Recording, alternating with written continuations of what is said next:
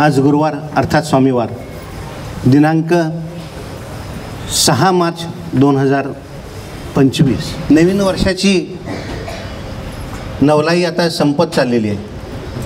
पण असं नसतं. नवीन वर्ष हे पुढचं नवीन वर्ष असतं, परंतु हे नवीन वर्षाची नवलाई कायम राहत असते. फाल्गुन महिना लागलेला आहे.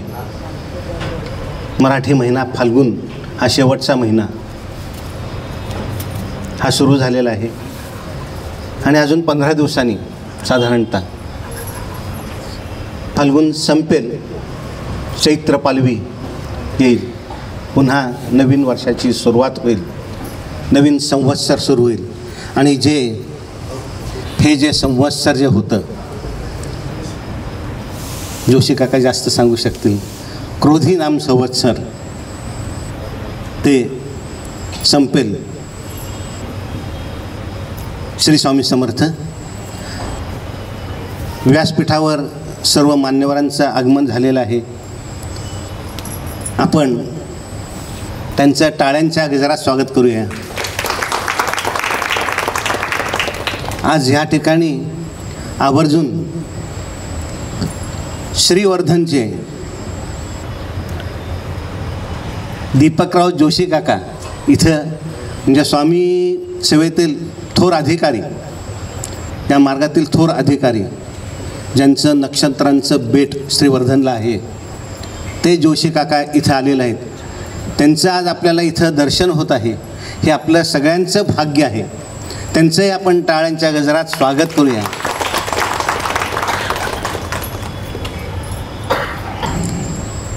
सद्गुरू दादा महाराज, वंदनीय ताई माऊली, नगरकर काका आणि जोशी काका, मंदिराचे संस्थापक सदस्य PR कुलकर्णी, त्याचबरोबर प्रदीपजी देशपांडे, यांच्या सगळ्यांना मी वंदन करतो आणि आजच्या कार्यक्रमाला मी सुरुवात करतो. आजची जी महाआरती ज्यांच्या हस्ते संपन्न झाली, आजच्या महाआरतीचे आणि महाप्रसादाचे भाग्यवान सेवेकरी, की आजचा जो मार्च महिन्यातला पहिला गुरुवार जो आहे, तो दरवर्षीप्रमाणे यावर्षीसुद्धा देखील ज्यांनी रिझर्व करून ठेवलेला आहे, जे आधीच बुक करून ठेवलं आहे. मार्च महिना सुरू झाला की पहिला जो गुरुवार येईल, मग ती तारीख कोणती का असेना, 1 तारीख असेल किंवा 7 तारीख असेल, यामधली कोणतीही तारीख येऊ शकते. तर ती तारीख ज्यांनी रिझर्व करून ठेवले कायमस्वरूपी, ते आता कसं पंचक्रोश हा शब्द जो वापरला जातो, तो साधारणतः गावाकडं वापरला जातो. पंचक्रोश, पुण्यामध्ये पंचक्रोश म्हटल्यानंतर काय काय येईल? तर पुण्यामध्ये पंचक्रोश म्हटल्यानंतर संपूर्ण पुणे आणि पुण्या बाजूच्या आजूबाजूचे जे उपनगर आहेत, तर ते पंचक्रोश येईल. अशा पंचक्रोशीमध्ये ज्यांचं नाव सतत सर्वांच्या तोंडी आहे, ते कारण प्रत्येकजण आपापल्या तब्येतीची काळजी फार करतो आणि तब्येतीची काळजी घेतलीच पाहिजे. आणि तब्येतीची काळजी घेण्यासाठी कोणाकडे जावं लागतं आपल्याला? डॉक्टर. हो, कारण आपण प्रत्येकजण जर दुसऱ्याला विचारलं, प्रत्येकजण डॉक्टर असतो. मला माझे पाय दुखायला लागलेत असं म्हटल्यानंतर 4 जण डॉक्टर माझ्यासमोर येतात, जे डॉक्टर नसतात. सल्ला द्यायला भरपूर असतात. ते सल्ले आपण ऐकतो आणि पाय काय दुखायचं थांबत नाही. आणि मग शेवटी जो खरा डॉक्टर असतो, म्हणजे मी जे मगाशी म्हटलं, पंचक्रोशीत ज्यांचं नाव आहे, अशा डॉक्टरांच्याकडे जातो आणि तिथं इलाज आपला केला जातो. असे जे डॉक्टर आपल्या अतिशय सुप्रसिद्ध डॉक्टर जे आहेत, डॉक्टर सागर पाटील, त्यांचा 3 मार्चला त्यांचा वाढदिवस असतो. त्यानिमित्त ते पहिल्या गुरुवारी प्रसाद करतात. त्यांच्या हस्ते महाआरती होती. आपण त्यांना सगळ्यांना वाढदिवसाच्या खूप खूप शुभेच्छा देऊया. संपूर्ण स्वामी परिवारातर्फे आपल्याला कोटी कोटी शुभेच्छा.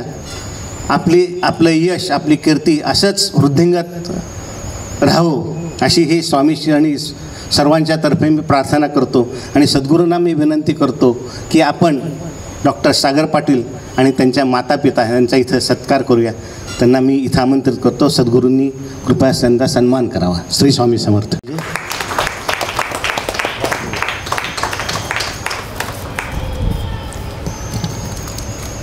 श्री स्वामी समर्थ महाराज की जय. या आपण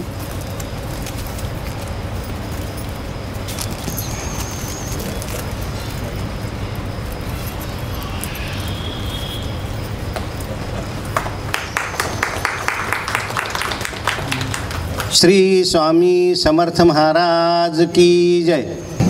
दीपक जोशी काका इथं आलेले आहेत. असे थोर विभूती इथं येतात आणि त्या थोर विभूतींचा सन्मान करणं म्हणजे सन्मानाचा हा सन्मान आहे. श्री स्वामी समर्थ सद्गुरूंना विनंती करतो की आपण त्यांचा यथोचित सन्मान करावा. टाळ्यांच्या गजरात हा सन्मान होऊ दे. श्री स्वामी समर्थ महाराज की जय.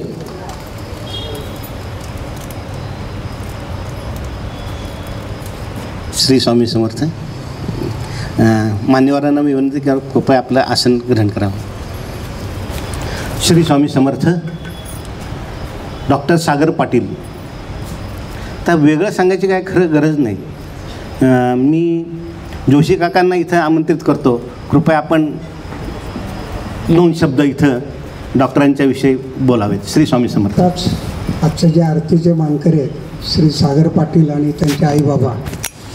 डॉक्टरांच्याबद्दल आता हल्ल्याळींनी बऱ्यापैकी सांगितलेलंच आहे, पण मी अजून थोडीशी त्यात जरा भर घालतो. डॉक्टर सागर पाटील आपल्याला सगळ्यांना माहीतच आहे. आपला जो परिवार आहे त्यातले बहुतेक बऱ्यापैकी लोक त्यांच्याकडे उपचाराला जातातच. नारायण शनिवार पेठेमध्ये गेल्या 9 वर्षापासून साई स्पर्श क्लिनिक नावाचं मेहूण पुण्यात एक त्यांचं क्लिनिक आहे. पुन्हा इकडे नारायण पेठेतच अश्वमेध हॉटेलच्या समोर एक आहे आणि साई स्पर्श मेडिकल या नावाने पण एक दुकान आहे. तसेच डॉक्टर सागर पाटील हे सारसबागेच्या समोर हरजीवन हॉस्पिटल म्हणून आहे, सगळ्यांना माहीतच असेल. तिथले सगळं जे काही यंत्रणा आहे त्याचे ते प्रमुख आहेत. तर बऱ्यापैकी त्यांचा व्याप आहे. आता या एवढ्यातच त्यांच्या दवाखान्यामध्ये वेगवेगळ्या प्रकारचे शिबिरे चालतात. आपले जे काही प्रत्येकाचे आजार असतात. आता 9 मार्चला महिला दिनानिमित्त एक त्यांचं शिबिर भरतं आहे. तर त्याच्याबद्दल मीच त्यांना नंतर 1-2 शब्द बोलायला सांगेन. पण डॉक्टर सागर पाटील हे असे व्यक्तिमत्व आहे की केवळ धंदा पैसा म्हणून ते डॉक्टरकी करत नाहीत. यापूर्वी आपल्या परिवारातल्या बऱ्याच जणांना त्यांनी कमी ह्याच्यात म्हणजे जास्त मोबदला न घेता त्यांची सेवा दिलेली आहे. मी बऱ्याचदा त्यांना मधनं आपल्या परिवारातले जे काही विद्यार्थी आपल्याकडे आहेत सेवेकरी त्यांच्याकडे पैसे वगैरे नसतात. मधनं मी फोन करतो की त्यांना मोफत हे करा. त्यांनी मोफतही केलेलं आहे. कोरोना काळातसुद्धा आपल्यामधल्या परिवारातल्या बऱ्याच जणांना अगदी अल्पदरात त्यांनी सेवा दिलेली आहे. असे डॉक्टर आपले सागर पाटील आहेत. तर मी त्यांना विनंती करतो त्यांचं जे काही शिबिर आहे त्याच्याबद्दल थोडक्यात 1-2 शब्द बोलावे. नंतर त्यांचं झालं की मी 1-2 अनुभव सांगणार आहे. नमस्कार, मी डॉक्टर सागर उकडे पाटील. माझे शनिवार पेठेत कन्याशाळेसमोर क्लिनिक आहे, मेडिकल आहे. त्याच्या शेजारीच आपण श्रीराम किचन म्हणून एक हॉटेल आहे. तिथं आता मी पंचकर्म सेंटर सुरू करतो आहे. 1-1.5 महिन्यामध्ये आपलं केरळ टाईपचं पंचकर्म सेंटर सुरू होईल. सगळ्या लोकांना त्याची मदत पण होईल भरपूर. प्लस हरजीवन हॉस्पिटल मी पूर्णपणे चालवायला घेतलेलं आहे. 50 बेडचं हॉस्पिटल आहे, मल्टी स्पेशालिटी आहे. त्यामध्ये ICU, ऑपरेशन्स वगैरे सगळ्या प्रकारच्या सुविधा आहेत. सोनोग्राफी, एक्सरे वगैरे सगळ्या सुविधा आहेत आणि एकदम माफक दरामध्ये आहे. माझ्याकडं शहरी गरीब म्हणून योजना आहे आपली PMC पुणे महानगरपालिकेची शहरी गरीब जी योजना आहे 50% सवलत आणि 90% सवलत, ती पण सवलत आहे. एका महिन्यामध्ये मुख्यमंत्री सहाय्यक निधीवर सगळ्या रुग्णांसाठी आपल्याला उपलब्ध करून देत आहे. परत MJPJY महात्मा फुलेची योजना पण आपल्याकडे 1 महिन्यात सुरू होऊन जाईल. रविवारी माझ्याकडे कॅम्प आहे महिला दिनानिमित्त आणि रक्तदान शिबिर आहे. तसेच बोन डेन्सिटी तपासणीसाठी पण सोय केलेली आहे. सकाळी 9 ते 2 आहे. मी पॅम्पलेट जोशीकांकडे देतो आणि तसेच आपल्या ग्रुपमध्ये पण सगळ्यांना मेसेज येऊन जाईल. तर सगळ्यांनी या बऱ्यापैकी. सगळे म्हणजे शुगर वगैरे सगळं तपासणी आहे तिथं, फ्रीमध्येच आहे सगळं. ठीक, श्री स्वामी समर्थ. तर आत्ताच डॉक्टरांनी सांगितल्याप्रमाणे सगळ्यांनी त्या सुविधाचा लाभ घ्यावा. श्री स्वामी समर्थ. आपणास माहीतच आहे की इथे अधूनमधून मी अनुभव सांगायला उभा असतो. दादा महाराज सकाळ संध्याकाळ मठात असतात. त्यांना लोक भेटायला येतात. समक्ष बोलणं होतं, काही फोनद्वारे होतं. आता त्याच्यामध्ये बाहेरगावाहूनही खूप भक्त लोकांच्या विचारण्याची संख्या वाढायला लागलेली आहे. ह्या 15 दिवस ते 20 दिवसातले 2-3 अनुभव आहेत, ते थोडक्यात मी सांगतो. दादा महाराज जे काही इथं सांगतात ते जर नीट श्रद्धेने संयमाने जर नीट केलं तर त्याचं निश्चित फळ मिळतं. एक अनुभव असा आहे, पिंपळे सौदागर या भागातला एक आहे तो. आपल्याकडे ते येतात मठात, लांब आहे ठिकाण पण मधून अधून येतात. त्यांच्याकडे एक बाई आहेत, त्यांचा मुलगा 10वीला ह्या वर्षी होता. पण झालं असं की काय त्याचं मधनंच मानसिक संतुलन बिघडलं त्या मुलाचं. आणि त्यात झालं असं की गेले 3 ते 4 महिने तो स्वतःच्या आईशी बोलेनासे झाला. घरात बोलेच ना तो. आई वैतागली. आईचे सारखे फोन मला म्हणजे दादांना जोडून द्यायचं. दादांनी त्यांना सांगितलं जे काय करायचं वगैरे. त्यांचे ते प्रयत्न चालू होते. फार डिस्टर्ब झाले होते. अजिबात बोलत नव्हता मुलगा, अभ्यास करत नव्हता. पण 10वीची परीक्षा सुरू व्हायच्या आधी एक 4-5 दिवस त्यांचा फोन आला मला की दादांनी जे काय सांगितलं ते करत होते, त्याला यश आलं. जो मुलगा 3-4 महिने आईकडे बघत नव्हता, घरात बोलत नव्हता, तो बोलायला लागला, पहिल्यासारखा नॅचरल वागायला लागला. याचा अर्थ काय की जे काही घरगुती म्हणा वगैरे जे काही समस्या असतात त्याचं दादा निराकरण करतात. दुसरा एक अनुभव असा आहे, नाव घेत नाही मी. हे पण आता कसं आहे, प्रत्येकाच्या घरात काही ना काही थोडं म्हणजे म्हणतात ना, घरोघरी मातीच्या चुली. एक वर्षापूर्वी एका मुलाचं लग्न झालं 1-2 महिन्यातच जरा थोडं फॅमिली मॅटर काय त्यांचा बिनसलं माहीत नाही, म्हणजे घटस्फोटापर्यंत आलं. पण ते घटस्फोट होत नव्हता. तो तेव्हापासून तो मुलगा इथे सतत संपर्कात होता. दोन्ही बाजूनी संसार करायचाच नव्हता, हे फायनल झालं होतं, पण तरी घटस्फोट होत नव्हता. मधला बरेच 7-8 महिने गेले आणि मागच्या आठवड्यातच तो इथे आला. मुलगा पेढे घेऊन आला. काका घटस्फोट झाला आणि माझं दुसरं लग्न ठरलं म्हणला. म्हणजे हे जे काही इथं उपाय सांगितले जातात त्याचाच हा परिणाम आहे. एक आंबेगावला अजून एक भक्त आहेत, जवळ 80च्या आसपास वय आहेत. असं म्हणजे डॉक्टरी उपचार हे आहेच, मी म्हणत नाही, डॉक्टरचे उपचार महत्त्वाचे आहेत, पण त्याला एक अध्यात्माची जोड म्हणूयात किंवा नामस्मरणाची जोड म्हणूयात. इथं जे काही उपाय सांगितले जातात त्यासुद्धा म्हणजे इतक्या औषधं घेऊन थकल्या. आता आपण म्हणतो डॉक्टरचाही काही गुण येणं म्हटल्यावर मग त्याला जरा देवाच्या अध्यात्माची जोड म्हणूयात. तर त्यांनाही दादांनी मार्गदर्शन केलं होतं. त्यांचा मुलगा वकील आहे. त्याचा नुकताच आम्हाला दादांनाही मेसेज आला, मलाही मेसेज आला की आईच्या तब्येतीत खूप सुधारणा झाली आहे, पहिल्यासारखं आता ती वावरायला लागली.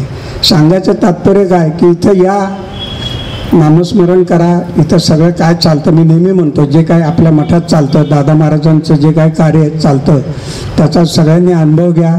दादा जे काय सगळ्यांना सांगतात ते आचरणात आणा, तुम्हाला सगळ्यांना निश्चित यश मिळेल. श्री स्वामी समर्थ. श्री स्वामी समर्थ.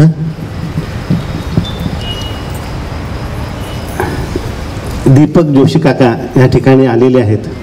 स्वामी मार्गातील ज्येष्ठ अधिकारी, आणि त्यांचे विचार न ऐकता त्यांना इथंच असं बसवणं हे मला तरी काही योग्य वाटत नाही. म्हणून मी दीपक जोशी काकांना मी सांगतो की कृपया आपण आपले विचार इथं मांडावेत, आम्हाला जरा मार्गदर्शन करावं. श्री स्वामी समर्थ. काका इकडं. सर्व माझे या मार्गातील सर्व माझे मित्र, बंधू, भगिनी, सर्व सेवेकरी, सर्वांना माझा नमस्कार. स्वामींचा अनुभव हा एक फार मोठा विषय आहे. खरं सांगायचं तर श्रीवर्धन या ठिकाणी ज्यावेळेला आम्ही जागा घेतली त्याच्या अगोदर मी या मठामध्ये येत होतो. पूर्वी हा खूप जुना मठ आहे.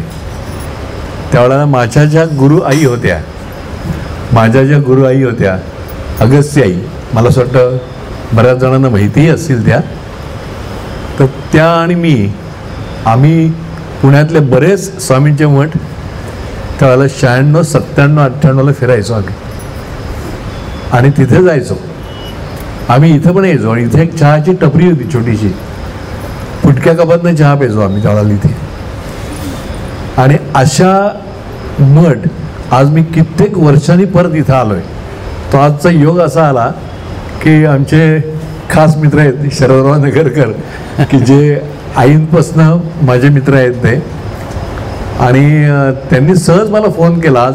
आणि कालही मी माझ्या मठातून इकडं आलो आणि त्यांनी विचारलं येणार का, तर आमच्या तिकडे पण आज कार्यक्रम असतो मोठा, आज इकडे पण आज दामल्यांच्या मठात इकडे यायचं आहे, म्हणजे कितीतरी वर्षांनी आज योग येतोय, तर ही सुवर्ण संधी कोण सोडेल. तर मी त्यांना म्हटलं की नाही मी येणार आहे, आज येतो मी. खरं सांगायचं तर मान सन्मान हा भाग स्वामींसमोर काय हो, मान सन्मान ते आहेत तर आपण सगळे आहोत, ते नाही तर काही नाही. म्हणजे ते म्हणतात ना भिवू नकोस मी तुझ्या पाठीशी आहे. म्हणजे आईंकडे जेव्हा आम्ही शिकायला गेलो, म्हणजे आईंनी पहिल्यांदा जेव्हा मला गुरुमंत्र दिला तेव्हा आईंनी मला सांगितलं की तू स्वामींकडे काही मागू नकोस. मी आज 45 वर्ष झाली, मी स्वामींना काही मागितलं नाही, पण मला भरपूर दिलं त्यांनी. इतकं दिलं की आता ठेवू कुठे. म्हणजे असं त्यांनी दिलं, भिवू नकोस पाठीशी आहे, तर ते पाठीशी असताना आपण अविश्वासाने मागे का बघा.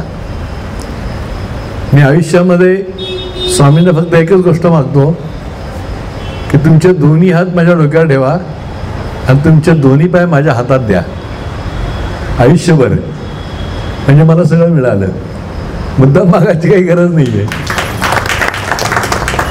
आता तिकडचा मठ जेव्हा आम्ही चालू केला 2000ला जागा घेतली, त्या जागेचा अनुभव इतका सुंदर होता. जागा जेव्हा आम्ही घ्यायला गेलो, ती जागा म्हणजे 25 एकर आहे. 25 एकरमध्ये मी आत्तापर्यंत 5,500 झाडं लावली आहेत. 1372 जाती आहेत. भारतातला पहिला प्रोजेक्ट आहे. आमच्या इथे झाडांना शिकवल्याशिवाय आम्ही झाडं लावत नाही. म्हणजे माझे यूट्यूबला बघत असतील काही जण, ह्याच्यामध्ये यूट्यूबला माझं चॅनल आहे. आत्तापर्यंत साधारण 550 व्हिडिओज आहेत. अनेक वनं केली. त्यात नक्षत्रवन हे भारतातलं पहिलं मी केलं संस्कारित. नंतर बोधिवन केलं, चैत्यवन केलं, गणेशपत्री वन केलं, पसायदान वन केलं, देवराई केली, नवग्रह वन केलं, अशी अनेक वनं केली. म्हणजे तुम्हाला माहिती पण नसतील ही वनं असतात का. तर अशी वनं तयार केली आहेत आमच्याकडे. तुम्ही कधी आलात आमच्याकडे तर 22 वर्षामध्ये आम्ही एकही फळ विकलेलं नाही. सीझनला लोक आमच्याकडे येतात, आम्ही त्यांना सगळी फळं फुकट खायला घालतो पोटभर. आम्ही त्यांना असं मोकळं सोडतो, जा काय तुला जेवढी खायची तेवढी खा. शरदरावांना अनुभव आहे हा की आम्ही कोणाकडनं पैसे घेत नाही फळांचे, कारण त्यांनी देणाऱ्याने आम्हाला इतकं फुकट दिलंय, तर त्याचे पैसे कसले घेतात. भरघोस दिले त्यांनी आम्हाला खूप. आज मला जास्त आनंद होतोय की मी इथे येऊन हे तुम्हा सर्वांना सांगतो की नक्षत्रवन माझ्याकडे बघायला या. आता डॉक्टर इथं आहेत. डॉक्टरांना एक मुद्दाम एक अनुभव सांगायचा आहे मला की आमच्याकडे झाडाखाली बसल्यानंतर माणसांचे विचार आणि माणसांची प्रकृती बदलते असे अनेक प्रयोग आम्ही आत्तापर्यंत केलेत.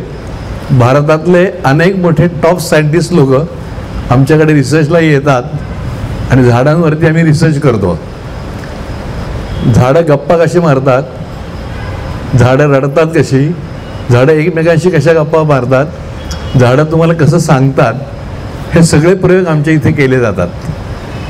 आम्ही झाडांखाली नक्षत्रवनामध्ये आम्ही लोकांना बसवतो, त्यावेळेला आम्ही त्यांच्या आधी मेडिकल घेतो.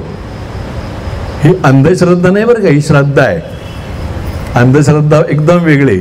आमच्याकडे अंधश्रद्धेला खतपणे आम्ही घालत नाही. आमच्याकडे जे आहे ते सगळं सायंटिफिकली प्रूव्ह केलं आम्ही ते. तर आमच्याकडे ज्याला ते जेव्हा लोक आम्ही बसवतो झाडाखाली तर त्याच्या आधी आम्ही मेडिकल घेतो. आणि मग आम्ही त्यांना नक्षत्रवनात झाडाखाली बसवतो त्यांच्या, आणि मग 2 तासानंतर त्यांना आम्ही परत जेव्हा घेतो तेव्हा त्यांचे सगळे रिपोर्ट्स नॉर्मल येतात.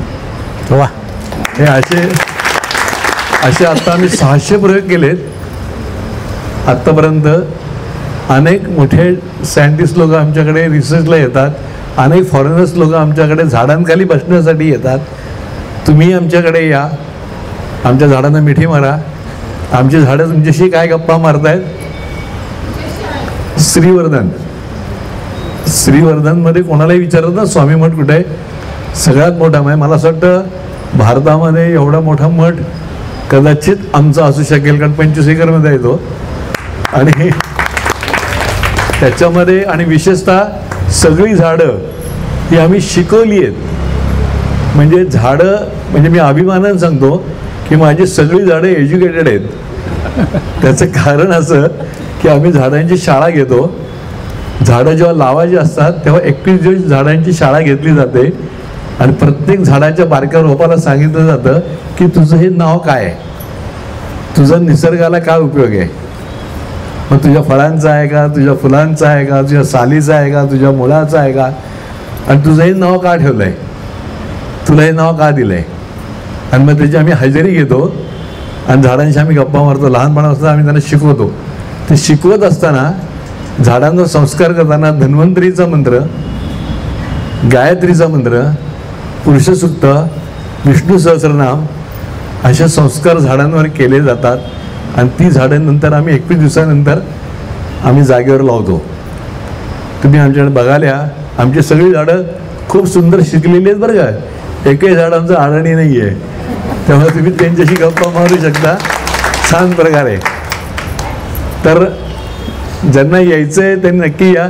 मी तर यांना म्हणतो केव्हापासून, खरं यांना म्हणणं चुकीचं उचलून द्यायला पाहिजे. कारण आपण म्हणलं ना त्यांना दरवेळेला ते दरवेळेला काहीतरी थापा मारतात की मला नाही आता वेळ. असं नाही करायचं. गाडी आणायची, घालायचं, घेऊन द्यायचं, तरच ते जमणार आहे. आता हे सोपवतं, ह्यांच्यावर काम हे सोपवतंय. आणि दुसरी गोष्ट म्हणजे डॉक्टरांना पण उचलून आणा. म्हणजे कसं होईल, त्यांना समजा आमच्याकडे काही सेंटर चालू करायचं असेल तर आमच्याकडे जागा खूप मोठी आहे. तुम्हाला एखादं काही वेगळं काही करायचं असेल तर आमच्या संस्थेतर्फे मी नक्की सांगेन की तुम्हाला आम्ही ही जागा नक्की आम्ही तुम्हाला तिथे देऊ. एक वेगळं काहीतरी तुम्ही निर्माण करू शकाल, करा, आम्ही आहोत. तर मला असं वाटतं की मी जास्त बोलत नाही, पण तुम्ही आमच्याकडे नक्की या. आमच्या झाडांचा अनुभव घेऊन बघा आमची झाडं काय करतात. म्हणजे आता आम्ही पसायदान वन केलं आत्ता. त्या पसायदान वनामध्ये तुम्हाला कुठल्याही झाडामध्ये तुम्ही कानाला लावले झाड, झाडाला तुम्ही कान लावलात तर झाड तुम्हाला पसायदान तुम्हाला ऐकू येईल. असे अनेक प्रयोग आम्ही केलेत. तुम्ही आमच्याकडे नक्की या आणि आमच्या झाडांचा अनुभव घेऊन बघा की आमची झाडं तुमच्याशी कशी गप्पा मारतात ते. मला असं वाटतं एवढं बोलतो मी. हा जुना मठ आहे. मी आज अनेक वर्षांनी आलो आहे. मला कौतुक वाटतं आज की मी पूर्वी इथे छोट्या अशा तुटलेल्या कपातनं चहा प्यायचो. आज इथे छान बिघून उभा राहतोय. खूप बदललं आहे सगळं. आनंद वाटतोय आणि सगळी लोक सेवा करतायत, ह्याचं जास्त कौतुक मला आहे. आणि आज मी आलो आहे, फार बरं वाटलं मला. म्हणजे मी नगरकरांना एकदम हो म्हणलं, मी येतो. दामलेंच्या मठातनं आलो म्हणलं मी. मान सन्मान कशाला पाहिजे त्याला. हे सुद्धा हे सगळं असं जे करतात, शालवाल घालतात, हे खरं म्हटलं तर आपल्या घरातच एकमेकाला शाल घालण्यासारखं आहे. ते कशाला घालायचं घरातल्या लोकांसाठी. म्हणजे इतकं ते जवळचं सगळं नाते आहे. आणि शरदराव म्हणजे आमचं काय, आता काय सांगू तुम्हाला, आमची अशी दोस्ती आहे. चला तर मंडळी, अनंत कोटी ब्रह्मांड नायक राजाधिराज योगीराज सद्गुरु श्री अक्कलकोट स्वामी समर्थ महाराज की जय जय. अवधूत चिंतन श्री गुरुदेव दत्त. स्वामी भाऊ, स्वामी भाऊ.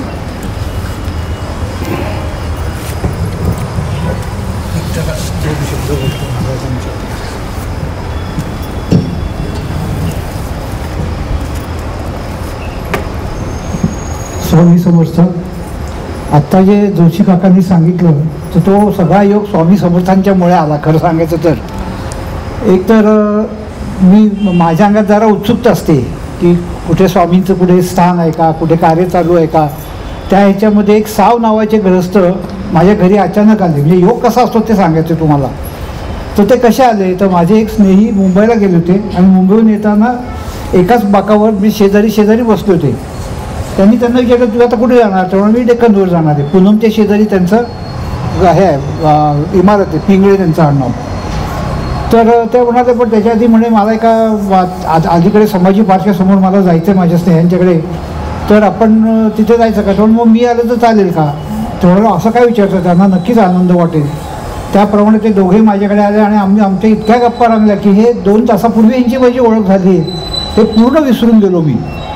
ते साव आणि मी इतके जुने मित्र आहोत असं झालं. आणि मग ते मला एक दिवस म्हणाले की अहो असं तुम्हाला एक राजमाचीकर गिरणी माहिती का? म्हटलं हो माहिती आहे. तिथे म्हणाले विठ्ठल निवास, बरोबर ना? विठ्ठल मंदिर आहे, विठ्ठल निवास म्हणून यांचं घर आहे. तर तिथे म्हणाले जोशी काका म्हणून फार मोठे म्हणाले स्वामी उपासक आहेत, तर तिथे तुम्ही याल का? म्हटलं लगेच. कधी आत्ता जायचं का? म्हटलं ह्या कामाला म्हटलं देर नाही, आपण लगेच जाऊ म्हटलं. मग त्याप्रमाणे आम्ही गेलो जोशी काकांकडे. होते तिथे बसले होते, बरीच लोक आलेली होते. मग आमचा नंबर लागल्यावर आम्ही आपल्या समोर गेलो. वर विचारायचं काही नव्हतं, फक्त एकंदरीत त्यांचं जे काही बघितलं मी ते मला म्हणजे इतका मी भारावून गेलो की खूप मोठं स्वामींचं कार्य आहे. आणि मग असं होतं मी नेहमीच जायला लागलो त्यांच्याकडे. मग मला ते साधारण 90 किंवा 91 सालात बोलता म्हणाले की अरे शरद म्हणाले आपल्याला आता कोकणात एक जागा घ्यायची आणि एक नक्षत्र बनवायचं आहे. आता ही कल्पना मला पूर्णपणे नवीन होती, मला काही कल्पना नाही ते नक्षत्र बन काय, पण आता यांच्या डोक्यात काहीतरी आहे म्हणजे काहीतरी नक्कीच मोठं असणार. म्हटलं काही हरकत नाही. पण तर म्हणाले मग आता तू माझ्या टीममध्ये आहेस. मला बरं वाटलं किंवा त्याने मला माझं म्हटलं त्यांनी. पण माझी अडचण अशी होती की मला संसार सोडून तर जाता येत नव्हतं, कारण मुलं लहान होती, शाळेत शिकत होते, कारण मी ती आवडीने बेडी पायात घातली होती ना, त्यामुळे मला ते काही सोडता येईना. पण आता घरी मी जर हा विषय काढला तर म्हणजे परत काहीतरी वादळ निर्माण व्हायचं आणि वादळ तर करायचं नाही आपल्याला. म्हणून मी त्यांना सांगितलं काका अशी माझी अडचण आहे, तर मी कसं काय येऊ शकणार हो? म्हटलं तुमचं पण जवळ नाही हो, इतक्या लांब जायचं कोकणात, म्हणजे 1 दिवस जातो जाण्यात. तेवढा ठीक आहे, काय हरकत नाही, पण तू आमच्याबरोबर आहेस, माझ्या टीममध्ये आहेस. आणि मग योग आला त्यांचा तिथे मला जाण्याचा. आणि अतिशय म्हणजे एकदा तरी तुम्ही वेळात वेळ काढून तिथे यायला पाहिजे. त्यांचं नक्षत्रबन बघा, तिथली जागा बघा, स्वामींचा मोठा आश्रम आहे तो बघा. आणि तिथलं वातावरण इतकं पवित्र आहे की आपण तिथे आत पाय टाकला की आपल्याला जाणवायला लागतं. आणि काकांनी तिथे सगळ्या सोयी केल्या आहेत, लोकांची कुठेही काहीही गैरसोय होत नाही. जेवायची राहण्याची सगळी सोय केलेली आहे. तर मला सगळ्यांना एवढंच सांगायचं की काकांनी आपल्याला बोलवलं आहे एवढा ह्यांनी आग्रहाने, तर आपण सगळ्यांनी खरोखर एकदा विचार करा आणि 1-2 दिवस काढा आपल्या संसारातनं आणि तिथे जाऊन बघा की स्वामी काय कार्य कोणाकडनं कसं करून घेतात ते. एवढंच मला आपल्याला सांगायचं होतं. स्वामी समर्थ. एकच अनुभव सांगतो मी, बसायचं काय सांगतो की बरोबर. एकच एक अनुभव सांगतो स्वामींचं तुम्हाला. ही जागा ज्या वेळेला आम्ही घ्यायला गेलो तेव्हा माझ्या गुरुआईंना मी विचारलं की तुम्ही मला एवढं सगळं शिकवलंय, तर मी गुरुदक्षिणा तुम्हाला काय देऊ? आई म्हटले की अरे एक मोठा आश्रम तयार कर स्वामींचा, जागा घे आणि स्वामींची मूर्ती आण, बसव तिथं, वेगवेगळं काहीतरी कर. सुरुवात झाली जागा बघायला. मी आत्ताची जागा घेतली आहे, ही जागा एका मोठ्या हॉटेलर्सवाल्यांनी मागितली होती त्या मालकाला. मी नाव घेत नाही त्या माणसाचं, कारण खूपच मोठा माणूस येतो. त्यावेळेला 2000 मध्ये ह्या जागेची किंमत त्यांनी पहिली 10 एकरला 40 लाख ठेवली होती. 2000ची गोष्ट आहे ही. आणि त्यावेळेला असं काही मला कळलं नाही, पण आम्ही गेलो विचारायला, तर म्हणले 40 लाख त्याची किंमत ठरलेली आहे. तर मी म्हटलं ठीक आहे. मग त्यांनी मला विचारलं तुम्ही काय करणार आहात? मालकाने विचारलं. त्या मालकीणबाई मारवाडी जातीच्या आहेत. तर त्यांनी विचारलं तुम्ही काय करणार? म्हटलं मी असं आश्रम करणार आहे आणि अशी झाडं लावणार आहे, रिसर्च सेंटर करतो आहे भारतातलं पहिलं वनस्पतींवरती. दिली तुम्हाला जागा. पण त्याच्या अगोदर मी जेव्हा जागा बघायला गेलो तेव्हा उंबराच्या झाडाखाली स्वामी कमरेवर हात ठेवलेले मला दिसले. आणि मग मी ठरवलं की जागा घ्यायची आपल्याला. जागा घ्यायची सगळं झालं. गाडीत आल्यानंतर गाडीत मी जेव्हा बसलो तेव्हा लक्षात आलं की आपण एवढे पैसे नाही आहेत, 40 लाख नाही आहेत. आणायचे कुठनं? मग स्वामींना मी विनंती केली, म्हटलं महाराज हे तुम्ही दिसला नसता तर मी हे बोललो नसतो, हा मोठा आगाऊपणा मी केलाय, आता जागेला मी हो म्हणले, हे पैशाचं काय करायचं तुम्ही बघा बुवा. आणि आम्ही गेलो त्यांच्याकडे, त्या बाईंना म्हटलं मला जागा आवडली आहे, तर त्या म्हटले की मग घ्या. म्हटलं घेतो, केवढ्याला देणार? ते म्हटलं आम्ही घेतली तेवढ्याला द्या. म्हटलं तुम्ही केवढ्याला घेतली? ते म्हटलं आम्ही 1,47,000 घेतली. अरे बापरे. म्हटलं एकर का? नाही म्हणजे सगळी जागा. म्हटलं मग मी किती द्यायचे? म्हटलं 1.5 लाख द्या. म्हटलं एकर का? नाही म्हणजे सगळ्या जागेचे. मला ती जागा 40 लाख किंमत असलेली जागा फक्त ह्यांच्या कृपेमुळे एकदम डॅमेज आहेत बरं काय. ज्यांनी माझी परीक्षा घेतली सॉलिडपैकी आणि म्हणजे फार अगदी घाम आणला होता, आणि तीच जागा मला आज 1.5 लाखात तेव्हा मिळाली. मी खरेदीला गेलो तेवढ्या जागेचा सरकारी भाव 1,75,000 होता. आम्ही 1,75,000चा स्टॅम्प भरला आणि जागा 1.5 लाखात खरेदी केली. असं कधी खरेदी करत पाहिले कुठे? ते फक्त हेच करू शकतात. श्री स्वामी समर्थ महाराज की जय. दुसरी गोष्ट, पुढे कुठेही पाणी नाही आहे आमच्या इथे. म्हणजे आमच्या समोर रस्ता ओलांडलात की पुढे कुठेही पाणी नाही आहे. आपल्या इथे 3ही बोरला प्रचंड पाणी आहे, कारण आम्हाला रोज 50,000 ते 60,000 लिटर पाणी लागतं. कारण झाडंच एवढी आहेत, माणसं पण भरपूर येतात. कारण आमच्याकडे साधारण 100 लोक राहण्याची व्यवस्था आहे. मोठं स्वयंपाकघर आहे, साधारण 70 लोक एका वेळेला जेवायला बसू शकतात, एवढं मोठं स्वयंपाकघर आहे. स्वामी कृपेने काही कमी नाही हो. आणि आमच्याकडे फळांच्या सीझन आलात ना, आंब्याच्या सीझनला आता सुरू होईल, रोज आमरस सगळ्यांना, आणि सकाळी काजूची उसळ. भरपूर काजू आहेत आपल्याकडे, तर त्यामुळे तुम्ही आमच्याकडे मुद्दाम काजूची उसळ आणि आमरस आणि इतर फळं खायला जरूर या. धन्यवाद. असं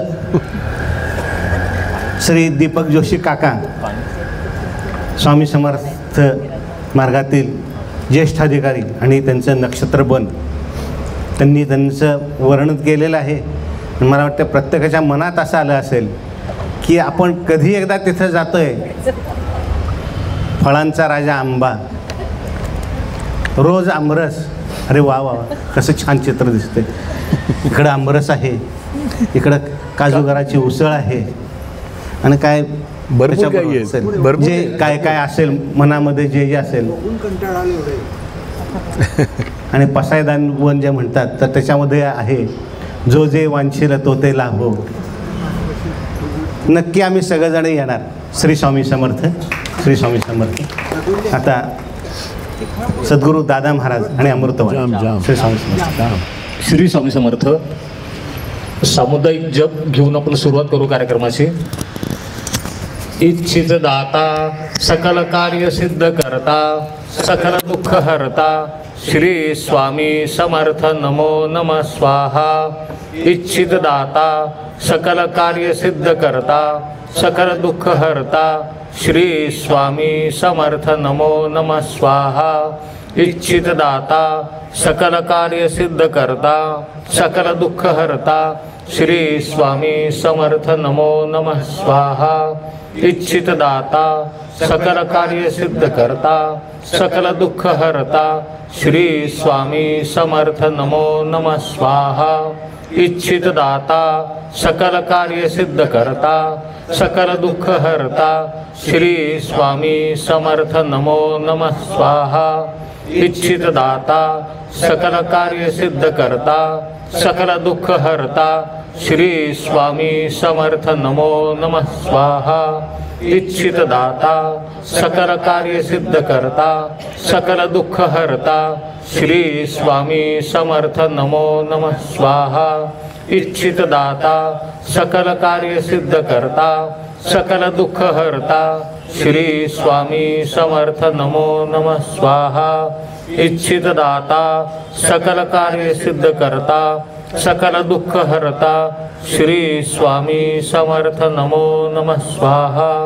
इच्छित दाता सकल कार्य सिद्ध करता, सकल दुःख हरता, श्री स्वामी समर्थ नमो नमः स्वाहा. इच्छित दाता सकल कार्य सिद्ध करता, सकल दुःख हरता, श्री स्वामी समर्थ नमो नमः स्वाहा. इच्छित दाता सकल कार्य सिद्ध करता सकल दुःख हरता श्री स्वामी समर्थ नमो नमः स्वाहा इच्छित दाता सकल कार्य सिद्ध करता सकल दुःख हरता श्री स्वामी समर्थ नमो नमः स्वाहा इच्छित दाता सकल कार्य सिद्ध करता सकल दुःख हरता श्री स्वामी समर्थ नमो नमः स्वाहा इच्छित दाता सकल कार्य सिद्ध करता सकल दुःख हरता श्री स्वामी समर्थ नमो नमः स्वाहा. श्री स्वामी समर्थ. दुग्ध सरकार योग म्हणतात तसं काय काळ होतं, एखाद्या ठिकाणी आपण एखाद्या क्षेत्री जाणार असू आणि तिथे गेल्यानंतर कळतं अरे बरं झालं आज गेलो आपण, आज अमुक अमुक एक होतं, एक काहीतरी वेगळा काहीतरी दिवस होता. आता इथे आपण दर गुरुवारी येतो, आजचा गुरुवार मग वेगळाच एक खास म्हणला पाहिजे की श्रीवर्धनहून जोशी काका इथे आले, आपल्या सगळ्यांना त्यांनी मार्गदर्शन केलं, नक्षत्रवनाची माहिती सांगितली आणि इतके मोठे अधिकारी पुरुष जेव्हा आपल्याकडे येतात तर तो दिवस एक वेगळा बनतो, वेगळ्या उत्साहाचा, वेगळ्या चैतन्याचा बनतो. आणि अशा दिवशी आरती करायला मिळणं किंवा महाप्रसाद मिळणं की आज आपल्याला जोशी काकांचं इथे दर्शन होणं, काहीतरी एक वेगळे संकेत महाराजांनी दिले असतील की आज जे उपस्थित लोक असतील त्यांना हा अमृत अनुभव म्हणता येईल तसा अनुभव आपल्याला. आणि आज आणखीन एक कारण त्याच्यामध्ये की हल्ल्यासाहेब नुकतेच कुंभमेळ्यात जाऊन आले, तर त्या तिथला जो त्रिवेणी संगम आहे तिथलं त्यांनी तीर्थ इथे आणलेलं आहे, म्हणजे ते तीर्थ आपल्याला मिळणार आहे. म्हणजे आज किती घटना घडत आहेत बघा, आजच्या गुरुवारी जे लोक उपस्थित आहेत ती खरोखरच आपण आपल्याला स्वतःला भाग्यवान समजायला पाहिजे. आणि अशा आजच्या ह्या भाग्यवान दिवशी किंवा ह्या पवित्र दिवशी 2 जणांचे सत्कार मला इथे अजून करायचे आहेत. पहिला खूप कौतुकाचा आहे, तुम्ही जेव्हा इथे बघाल, काल त्याचा वाढदिवस झाला. चिरंजीव चिन्मय कुलकर्णी, मी त्याला आणि आईला त्यांच्या इथे मी पुढे बोलवतो.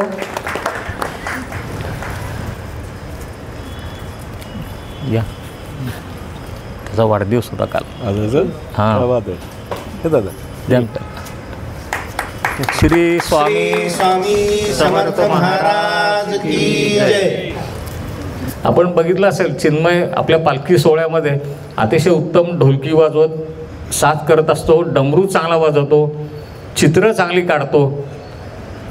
आणि आज जोशी काकांचं जेव्हा वरद असतं त्याला लाभला तर त्याची अशीच आणखीन प्रगती होत राहील ह्याच्यामध्ये काहीच खात्री आपल्याला चिंता नाही.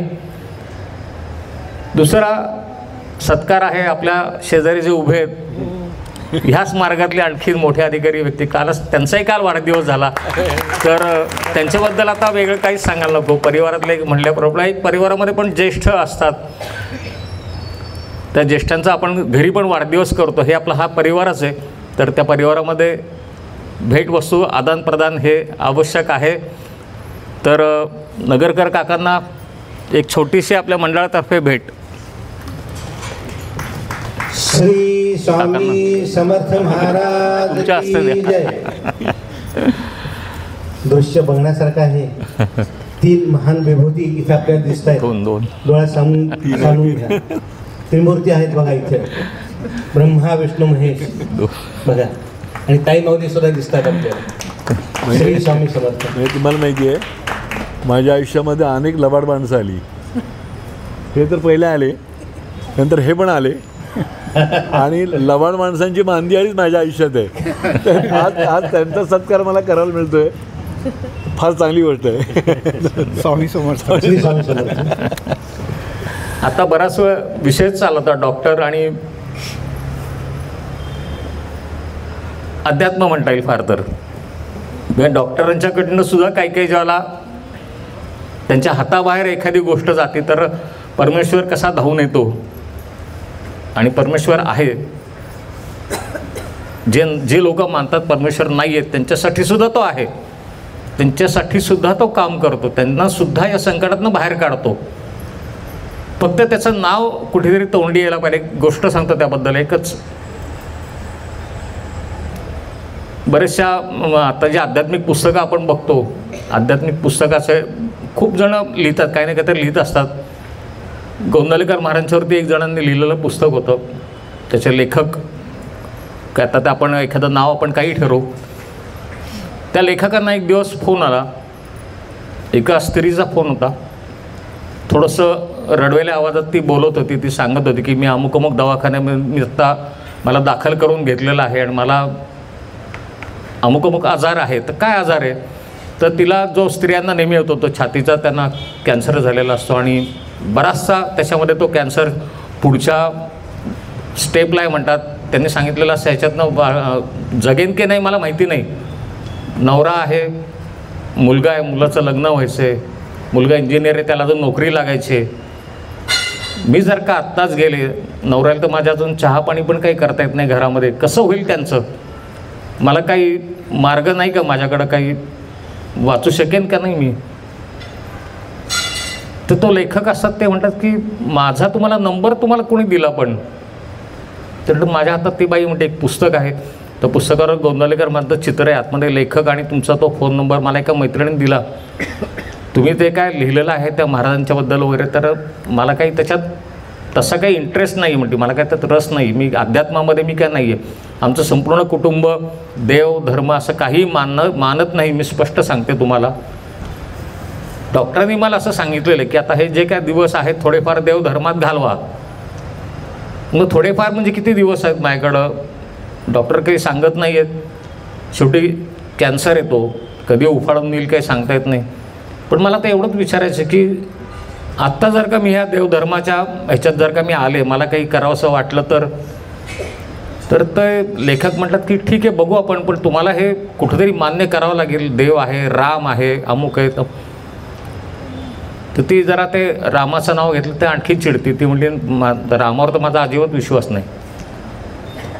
आता हे सगळं फोनवरती बोलणं चालू आहे. तर ते म्हटलं की मला थोडासा वेळ द्या, मी तुमच्याशी जरा निवांत बोलू शकेन.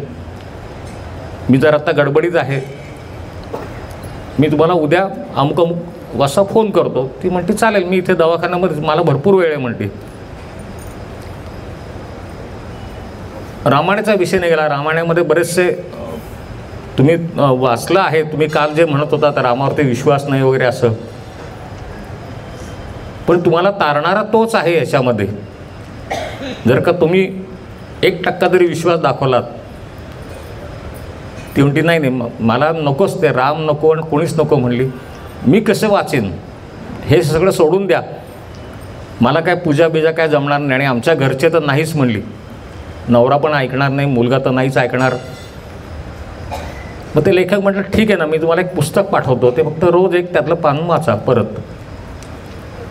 ती म्हणते बरं ठीक आहे, तेवढं करू शकते म्हणली. गोंंदवलेकर महाराजांचं जे प्रवचनाचे आहे ना 365 दिवसांचं जे पुस्तक आहे, हे डॉक्टर ते पुस्तक तिला पाठवतात. ते काही करू नका, तुम्ही फक्त ते एक पान त्यातलं वाचा. ती म्हणते बरं ठीक आहे. एक 4 दिवसांनी डॉक्टर तिला फोन करतात की कसं वाटतंय? ती म्हणली की हां ठीक वाटतंय, मला काय त्याच्यामध्ये समजत काही नाही म्हणली, पण एक मनाला काहीतरी समाधान वाटते. जर आज मला 2 दिवस मला झोप पण लागली, झोप लागत नव्हती. म्हणजे जो नास्तिक मन जे आहे ते कुठंतरी त्या मार्गावरती हळूहळू यायला सुरुवात झाली. डॉक्टरांनी काय एकदम तिला सांगितलं नाही अमुक कर तमुक कर, हे काय तिच्या अंगावर एकदम तो बोजा टाकला नाही. हळूहळू तिला ह्या मार्गामध्ये आणायचं होतं. ठीक आहे म्हणलं, तुम्ही वाचन सुरू ठेवा, आता काहीतरी प्रगती आहे ना म्हणले. तुम्हाला झोप लागते की नाही? हो झोप लागते. हे तुमचं मनातल्या मनामध्ये तुम्ही जरी रामाला शिव्या घातल्यात, काही केलं, तुम्ही आता का शिव्या घालता मला माहिती नाही म्हणले, पण तुम्ही हे करत राहा. हे पुस्तक तुम्ही वाचत राहा. मी तुम्हाला वेगळं काहीही सांगत नाही. आणि तो तुम्हाला कसं तारतो बघा. 8 दिवसांनी पुढचं त्यांनी तपासणी होती. 8 दिवसांनी काय किती तो कॅन्सर पुढं आणखीन वाढला आहे. 8 दिवसांनी जेव्हा तपासणी केली तर आणखीन त्याची टक्केवारी वाढली होती. ती बाई आणखीन चिडून परत रामाला शिव्या घालायला लागली. तुम्ही मला सांगितलं तो राम वाचवणार आहे, तो तर मला आणखीन पुढं पुढं ढकलतोय मृत्यूच्याकडे नाही म्हणली. ते म्हणले थांबा, मी सांगतो ना म्हणले, तो तारणहार आहे, गोंदवलेकर महाराजांनी ज्या अर्थी सांगितलेला आहे त्या अर्थी तो नक्कीच तुम्हाला ह्याच्यातनं तारून नेणार आहेत. मी काही काळजी करू नका म्हणले, तुम्ही ते पुस्तक वाचा. ठीक आहे म्हणली. परत 10 दिवस झाले. तोपर्यंत त्या लेखकाने काय केलं की शेवटी कसं असतं, एखाद्या या मार्गात आणायचा असेल जो नास्तिक आहे पण संकटामध्ये आहे आणि देवाचं नाव घेऊन त्याला बाहेर काढायचं आहे, तर ते लेखक असतो तो सुद्धा शेवटी प्रार्थना करायला लागतात ते की अमुक अमुकची कोण स्त्री आहे, आपण मी काय बघितलं नाही म्हणले. समोर गोंदवलेकर महाराजचा फोटो असतात त्यांच्या घरी, त्याच्यासमोर ते बसतात आणि सांगतात की महाराज तुम्ही त्या स्त्रीला तुम्हीच आता वाचवा. ती नास्तिक आहे मान्य आहे, पण एक जीव आहे संसारामध्ये, तिचा पण जीव अडकला आहे, तिचा नवरा आहे, मुलगा आहे, जी काय त्याचे प्रश्न असतील हळूहळू ते तुम्ही मार्गी लावून द्या. एक जीव तुम्ही वाचवा, तिला पण आपल्या मार्गामध्ये आणा. आणि रोज ते पण श्रीराम जयरामचं ते जप तिथे करायला लागतात. मध्ये असं होतं की 15-1 दिवस त्या बाईंचा काहीच फोन येत नाही. थोडंसं यांना मनामध्ये शंका लागते की काय झालं, का फोन नाही केला. 15 दिवसांनी फोन येतो की डॉक्टरांनी जे सांगितलं होतं अजिबात आशा नाही आहे. आता डॉक्टरांना थोडंसं असं वाटतं की आपण अमुक एक उपचार केले, जर का केमोथेरपी केली तर ह्याच्यातनं तुम्हाला त्या काहीतरी फरक पडेल असं डॉक्टर म्हणत आहेत. ते म्हणतात बघा 1 महिना झाला ना, ज्या डॉक्टरांनी सांगितलं होतं ह्याच्यातनं काही होऊ शकत नाही, आता 1 महिन्याने ते म्हणतात की नाही करा म्हणले, तुम्ही काही हरकत नाही करा. परत पुस्तक वाचा मात्र म्हणले, काही झालं तरी पुस्तकातलं 1 पान रोज वाचायचंच म्हणले. ती बाई म्हणते हो मला पण आता गोडी लागायला लागली आणि मला काय कळ असं ते गोंदवलेकर महाराजांचा जो चेहरा आहे तो रात्री झोपताना माझ्या डोळ्यासमोर आपोआप येतो म्हणली. इकडे त्या लेखकाला बरं वाटतं की चला एक मनामध्ये जी अगदीच काही शिव्या घालवते ती बाई, ते काही ना काहीतरी महाराज तिला तिथं तो चमत्कार त्यांची लीला ते दाखवायला सुरुवात केली त्यांनी. 1 महिन्यानी पहिली केमो झाली म्हणून ती बाई फोन करते की पहिली केमो झालेली आहे आणि जेवढं मला अपेक्षित होतं तेवढा मला काही त्रास झाला नाही आहे. बराचसा जो पार्ट होता कॅन्सरचे जे काही असतील जंतू ते बरेचसे काढले गेलेत म्हणती.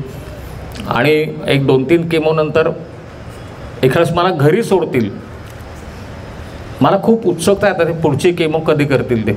आणि खरंच पुढच्या पण केमो भराभरा झाल्यानंतर हे सगळं सुरू होतं तोपर्यंत 3 ते 4 महिने गेलेले असतात. एक दिवस सकाळी फोन येतो, त्याच बाईंचा फोन येतो, डॉक्टर मला तुमच्याशी बोलायचं आहे. लेखक असतात ते, डॉक्टरही असते लेखकही, मला तुमच्याशी बोलायचं आहे म्हणते. तुम्हाला वेळ आहे का? ते म्हणतात हो मला वेळ आहे, बोला तुम्ही. ती सांगते की मी काल माझ्या ज्या केमो झाल्या 3-4 खूप म्हणजे खूप आनंदी होते मी. मला तर त्या गोंदवलेकर महाराजांचा मला पण आता एक प्रकारे विश्वास वाटायला लागला की मला बहुतेक ह्या बाहेर काढणार, ह्या संकटातनं मला हे बाहेर काढणार हा माझ्या मनामध्ये एक आशेचा किरण जागा झाला आहे आणि तो वाढतोय. ते म्हणतात कसं काय? ते म्हणले काल संध्याकाळी मी जेव्हा इथल्या मला तर बाहेर पण डॉक्टरांनी परवानगी दिली, जे हॉस्पिटलच्या बाहेर जे बाग आहे त्या बागेत तुम्ही फिरा, तुम्ही तिथे जाऊन बसा, 4 लोकांच्याबरोबर तुमचाही वेळ जाईल. मी तिथे जाऊन बसते फिरते. जसं जोशी काकांनी तर सांगितलं की झाडांशी बोललं पाहिजे, तसे मी त्या झाडांवरनं पण हात फिरवते. फुलझाडं आहेत, मोठमोठे वृक्ष आहेत त्या बागेमध्ये आणि छान वाटतं संध्याकाळचं. म्हणून मी एका बाकावर तिथे बसले होते तर एक 9वारी साडीतली एकदम घरंदाज स्त्री, अगदी देखणी, अंगावर दागिने पण होते तिच्या. मला थोडं आश्चर्य वाटले ही बाई दवाखान्यात काय करते. मी तिच्याकडे बघत होते तर ती नेमकी माझ्याच दिशेने येत होती. माझ्याकडे समोर आल्यानंतर माझ्या शेजारी येऊन ती बसली. तिच्या हातामध्ये चाफ्याची फुलं होती, सोनचाफ्याची फुलं होती. तिचं नाव होतं त्या बाईचं काय संध्या ही फुलं घे म्हणते.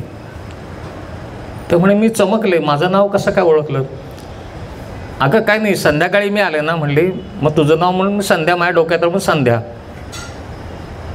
फुलं घेतली. तू काय काळजी करू नको म्हणली, तुझा डॉक्टर चांगला आहे, तुला बरं करेल, तो रामाचा भक्त आहे ना. तर आता हा दुसरा धक्का होता तिला की ह्या बाईंना कसं कळलं तो रामाचा भक्त आहे. डॉक्टर पण ते रामाचे भक्त असतात.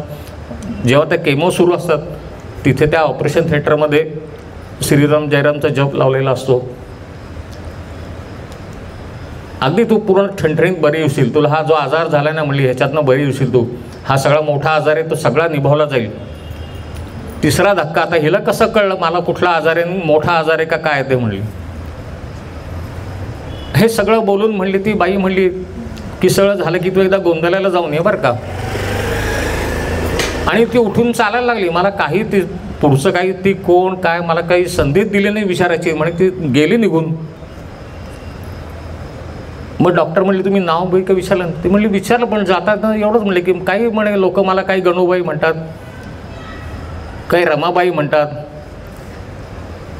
मग तो जो लेखक असतो ते म्हणतात एकदम त्या डोक्यात असं आहे की अरे गणूबाई म्हणजे गोंदवलेकर महाराजांचं नाव गणपती होतं किंवा रामावरनं रमाबाई. मग ते म्हणलं अरे हो तुम्हाला महाराज प्रत्यक्ष येऊन तुम्हाला दर्शन देऊन गेले म्हणले तिथे, तुम्ही आता विश्वास ठेवा तुम्ही पक्क्या बऱ्या होणार. कारण गोंदवलेकर महाराजांचं नाव गणपती त्यांना लोकच म्हणायची म्हणून त्यांनी स्वतःला गणूबाई म्हणून घेतलं. आणि जर का त्या बाईच्या वेशात, मग ते म्हणली मग बाईच्या वेशात कशाला यायचं, मग एखादा परस पुरुष तुमच्या शेजारी येऊन बसला तुम्हाला चाललं असतं का म्हणले, तुम्ही स्त्री आहात, तुम्हाला तुमच्या शेजारी एखादी बाई येऊन बसली तुम्हाला काय वाटणार नाही. एखादा पुरुष आला असता तिथे बसला असता वेगळ्या वेशात येऊन महाराज येऊन बसले असते तर तुम्ही तिथनं उठून गेला असतात. मग ती म्हणली फुलांचं काय, मग फुलं म्हणले तुम्ही सांभाळून ठेवणार, तुम्हाला जर का काही खायला दिलं त्यांनी तर तुम्ही म्हणणार ही कोण बाई आहे आणि मला खायला घालते, नको तुम्ही ते ती बाई गेली तुम्ही टाकून दिलं असतात. ते ती फुलं दिलीत तुम्हाला, याचा अर्थ त्यांनी तुम्हाला आशीर्वाद दिलेला आहे आणि तुम्ही तुमचं सगळं बरं झालात की तुम्ही नक्की गोंदवल्याला जाऊन या. तर त्या बाईला खूप आनंद, ती एकदम ती अशी उत्साही झाली. हो हो म्हणली मला ते इथनं सोडलं की मी गोंदवल्याला जाणार. 10 दिवसांनी परत त्यांना फोन येतो मी गोंदवल्याला आत्ता आले इथे, मी बरोबर चेक आणलेला आहे 1 लाखाचा. आता कसं आहे बघा महाराज कसे कोणाकडनं काय करून घेतील, जसं आता जोशी काकांनी सांगितलंच. आता ह्या चेकवरती मी तुमच्या नावाने देणगी देणार आहे गोंदवल्यामध्ये, म्हणजे तो लेखक आपण 1 रुपया पण खर्च न करता 1 लाखाची देणगी आपल्या नावाने गोंदवल्यात कोणतरी जमा कर. कुठं त्याचं चक्र फिरलेले आहेत. म्हणजे आमच्या बाबतीत ते असं झालं होतं, आम्ही अक्कलकोटला गेलो होतो. अक्कलकोटला जेव्हा बांधकाम सुरू होतं भक्तनिवासचं, तिथे एका खोलीकरता आपण देणगी देऊ म्हणलं.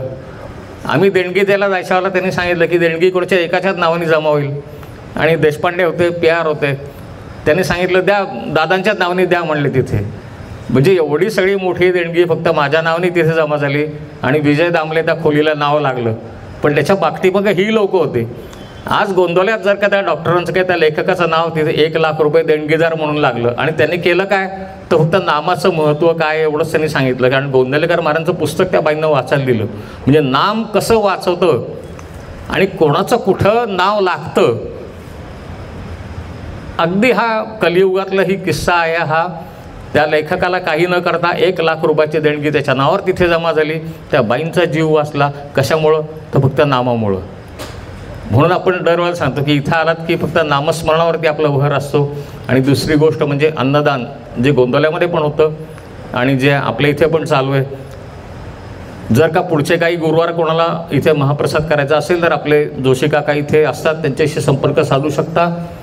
आजच्या गुरुवारी मी इथे थांबतो. चिन्मयकरता आणि नगरकर काकांच्याकरता एकदा परत जोरदार टाळ्या, डॉक्टर साहेबांच्याकरता एकदा टाळ्या. आणि आपण स्वामींचा जय जयकार करू. पुढचा आपला पालखी सोहळ्याला सुरुवात होते. पालखी सोहळ्यामध्ये चिन्मय आज परत जोरदार एकदा ढोलकी वाजवणार आहे. आता एकदा सगळ्यांनी जरूर परत त्याच्याकडे लक्ष द्या. जय जय श्री स्वामी समर्थ. जय जय श्री स्वामी समर्थ. जय जय श्री स्वामी समर्थ. जय जय श्री स्वामी समर्थ. जय जय श्री स्वामी समर्थ. जय जय श्री स्वामी समर्थ. श्री स्वामी समर्थ अण्णा महाराज की जय.